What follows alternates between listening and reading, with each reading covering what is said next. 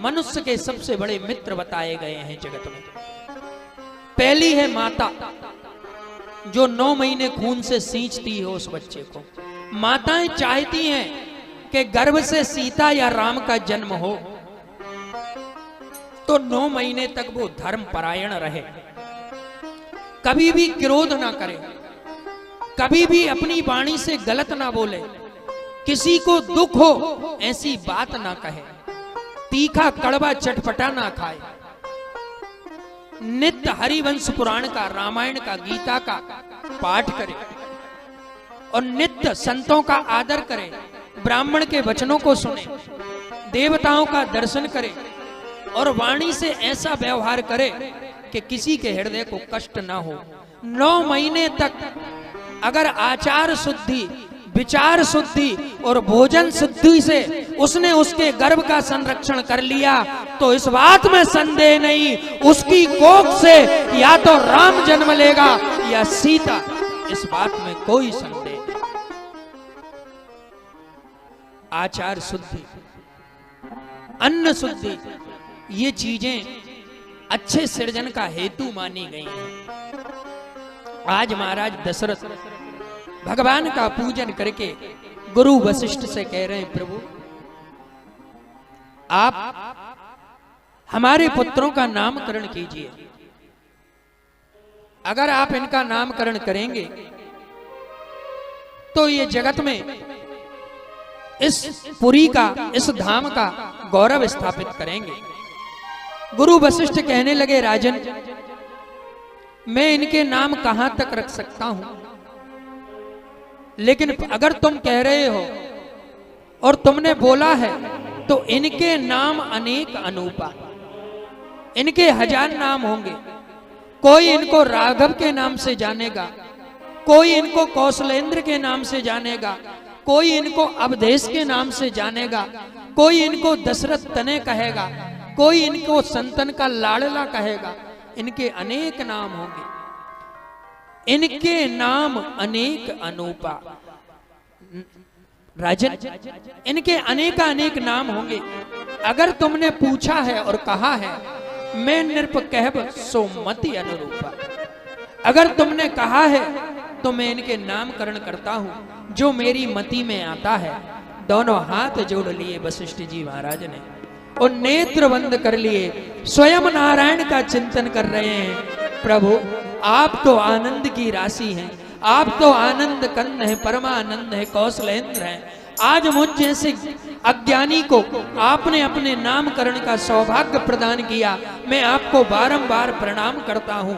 इस प्रकार का चिंतन गुरु वशिष्ठ हृदय में धारण करके आंख बंद करके चारों राजकुंवरों का नामकरण करते हैं। बाबा गोस्वामी जी कहते हैं, जो आनंद सिंधु सुख राशि, जो आनंद सिंधु सुख राशि, सी करते त्रयी लोक सुपासी, सी करते त्रयी लोक सुपासी।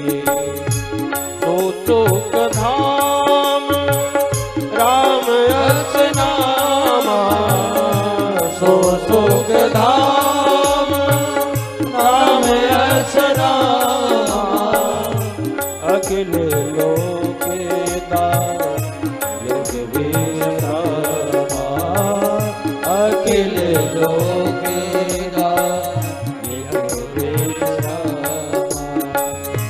विश्व भरण को शंकर जोई, विश्व भरण को शंकर जोई, ताकर नाम भरत यश होई, ताकर नाम भरत यश होई। जाके सो में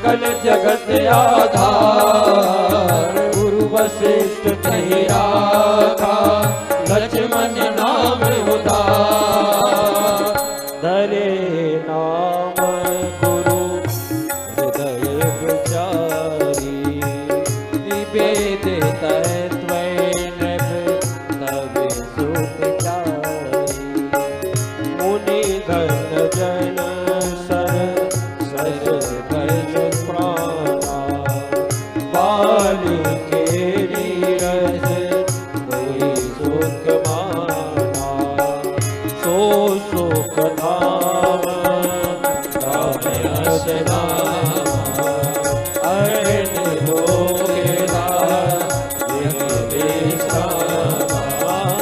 अखिल लोकेदा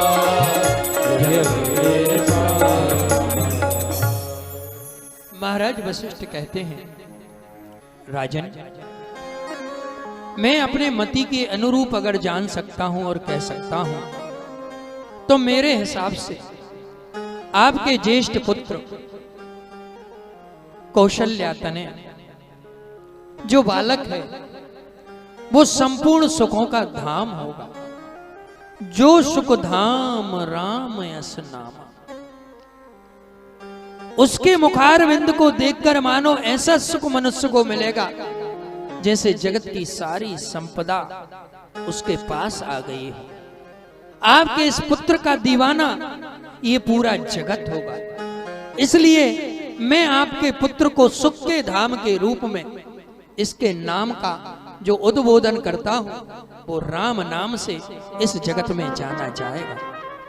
और जहां तक कि संसार जिसकी पूजा करेगा, सी करते त्रिलोक सुपासी, सब लोग उसका वंदन पूजन और अनुकरण करेंगे। तेरे पुत्र के चरित्र का, तेरे पुत्र की नीति का, तेरे पुत्र के आदर्श का स्थापन इस जगत में होकर के संसार सागर जब तक रहेगा तेरे पुत्र का नाम इस जगत में रहेगा। वही पुत्र तेरा इस जगत में राम कहलाएगा। आज मर्यादा पुरुषोत्तम राम का नामकरण गुरु वशिष्ठ रखते हैं। और जब दूसरे नंबर पर बात आती है मैया कैकेयी के पुत्र भरत जी महाराज का नाम आता है। बंधुओं, जो राम है ना वही महाराज भरत है। भरत जी जैसा संत इस जगत में कोई दूसरा नहीं है। संसार का जो भरण पोषण करता है, जो संसार को अन्न प्रदान करता है, वो नारायण होता है। और नारायण रूप में ही वशिष्ठ जी महाराज भरत जी महाराज को देखते हैं। इनको स्वयं भगवान का अंश ही माना जाता है। कौन? भरत जी महाराज। इसीलिए तो कहा है विश्व भरण पोषण कर जोई। संसार का भरण पोषण स्वयं नारायण ही तो करते हैं। और ताकर नाम भरत सोई, उसी का नाम भरत हो सकता है जो जगत का पेट भरता हो। और जगत का पेट या तो वो नारायण भरता है या ये राजा दशरथ का पुत्र भरत भरता है। इसीलिए आपके इस पुत्र का नाम भरत होगा। भरत जी महाराज भी कोई साधारण नहीं, साक्षात भगवान नारायण के अंश हैं। उनकी ही अभिव्यक्ति है और वो परम संत हैं। उनका नाम क्या? भरत रखा गया। और जब तीसरे नाम की बात आती है बंधुओं, जब वैकुंठ खाली हुआ, स्वयं शेष शय्यावासी नारायण वैकुंठ को छोड़कर महाराज दशरथ के आंगन के पलना में ललना बनकर जब आए तो भगवान शिव को कैलाश में भी बुरा लगने लगा। उनने सोचा मैं यहां नहीं रह सकता। मेरे स्वामी वैकुंठ को त्याग कर मृत्यु लोक में गए, पृथ्वी लोक पर पहुंच गए। अब जब वो पृथ्वी लोक पर है तो मैं यहां रहकर क्या करूंगा? तो गुरु वशिष्ठ तीसरी बात में क्या कहते हैं? जाके सुमिरन तेर पुनासा, जिसका नाम सुनकर मात्र शत्रु भाग जाए। समझिएगा ये बात गंभीरता से। राम के जीवन में विपत्तियां भी आई, राम के जीवन में दुख भी आया, लेकिन अयोध्या पे क्या कोई आक्रमण हुआ 14 वर्ष के बीच में? अयोध्या पर किसी ने धावा बोला? अयोध्या में किसी प्रकार का कोई उपद्रव का उपक्रम घटित हुआ? क्यों नहीं हुआ?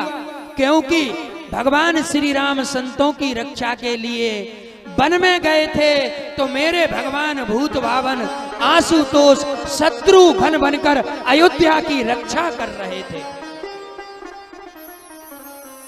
स्वयं भगवान शिव शत्रुघ्न के रूप में अवतरित होकर अयोध्या का संरक्षण करते हैं। उस दुख की बेला में कौन था? जिसके जीवन में कोई मोह ना हो, जिसके जीवन में कोई प्रमाद ना हो, उसी के जीवन में विलाप नहीं होता। और अगर शत्रुघ्न के जीवन में भी विलाप आ जाता तो मैया कौशल्या का क्या होता? कौन माता कैकेयी को धीरज बांधता? कौन उस सिंहासन का निर्वाहन करता? और कौन धर्म की रक्षा करता? कौन नीति की रक्षा करता? उस समय भगवान शिव ने शोध किया कि एक पल ऐसा आएगा, परम त्यागी परम विमोही महापुरुष की आवश्यकता अयोध्या को होगी। अगर उस समय कोई वहां नहीं रहा तो मेरे पति से बड़े भाई की सेवा के रूप में कोई गलती ना हो जाए।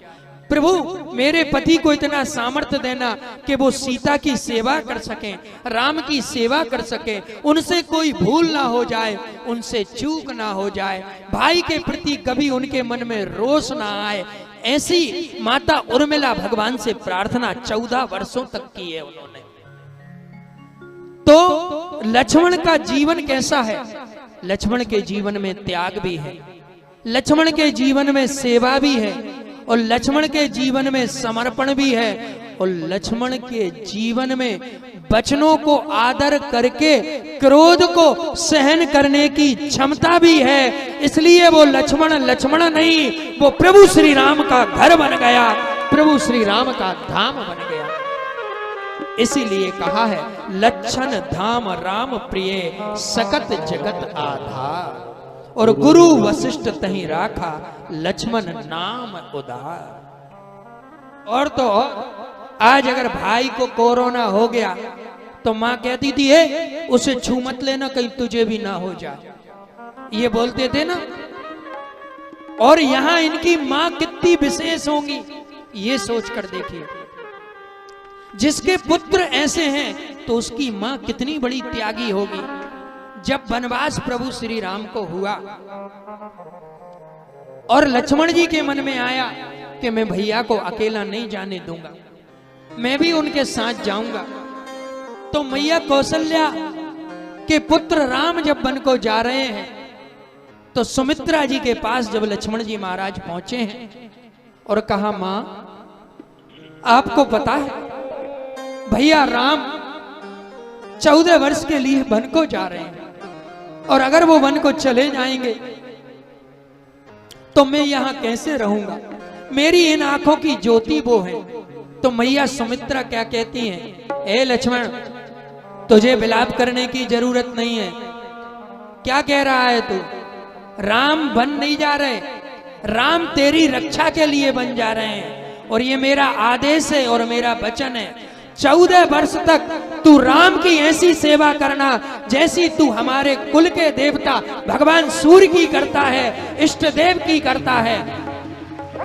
और आज से तू राम को अपना इष्ट मानकर, सीता को अपना इष्ट मानकर 14 वर्ष तक उनकी सेवा करना। अगर तेरी सेवा में कोई कमी रह गई और तुझसे कोई अपराध हो गया, तू लौटकर अयोध्या कभी मत आ जाना। उसी दिन तू मेरे पुत्र होने का अधिकार खो देगा जिस दिन तुझसे राम की सेवा में कोई अपराध हो गया। अब मैया सुमित्रा अपने पुत्र को ये शिक्षा दे रही हैं। इसीलिए तो बाबा गोस्वामी जी ने रामचरितमानस में कहा है